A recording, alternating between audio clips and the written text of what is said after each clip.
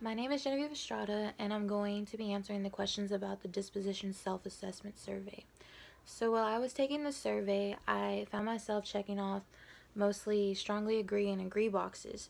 So me being modest, I asked one of my colleagues if she would take this assessment as well, but instead of doing it on herself, just her basing it off of me and what she thinks I have already obtained in my career so far. So I found it relieving that she also checked off most of the boxes that I checked off, which strongly agree and agree. So, yay me. but so as for question 1, we were asked, what dispositions do you possess that you think you need that will make you a successful teacher? I would say that the dispositions that I feel that I possess already is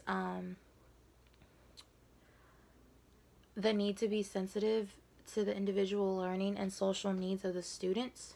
I feel as if I do that already. And also being able to model integrity by my words and my actions. Those are the two dispositions that I feel strongly about, that I possess the most. And I feel as those two are really important to being a successful teacher. Question number 2, we were asked, what dispositions do you need to work on before you enter the classroom as a first-year teacher? Before entering the classroom as a first-year teacher, which I tend to think about a lot, it's very nerve-wracking, but I know it's possible. I have friends right now who are first-year teachers, and they are beyond stressed out, but I know that it gets better and that the job is just rewarding in itself. So before I enter the classroom as a first-year teacher, I feel that I need to work on how to exercise sound judgment and ethical behaviors. I feel as if I already know the basics of the ethical behaviors based off of, ethic classes that I've taken before. But I feel that it's highly beneficial for me to try and know all about the ethical behaviors that I possibly can. So that's one thing. The other one is I feel that I could work on recognizing more that reflection combined with experience leads to growth as a professional. I tend to be really hard on myself, and I'm a perfectionist. So I need to learn that teaching is a learning experience for both the student and the teacher. And I feel that no matter how long you've been teaching, there's always room to grow as a teacher and as a professional. So I feel as soon as I accept that and I learn how to accept that, then I feel like it will make me a better teacher. The last question was, what does a professional educator look like and how do they behave? And what standards guide their thinking and their actions?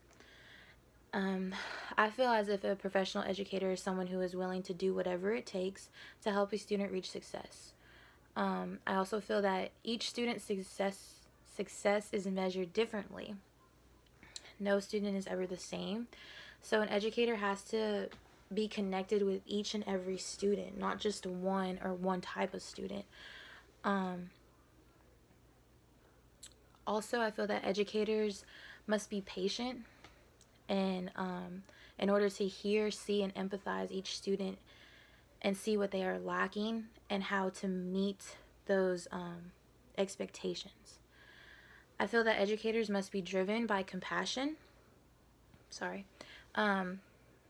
every student,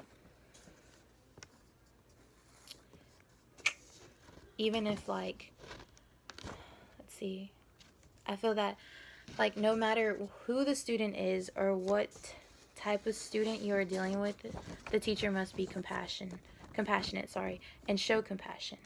Also, I feel like they need to create an environment where kids want to be because it feels safe, secure, and happy. I also feel that it needs to be a place of structure and self-limitations. I feel that classroom management is really important. And I have found by observing different kind of classes that teachers who have a strong force of classroom management seem to be more successful and seem to have more control over their students and the way their classes ran. And I tend to admire that a lot. So, yeah. Thank you for hearing my speech. I'm sorry. I'm awful at public speaking. But thank you.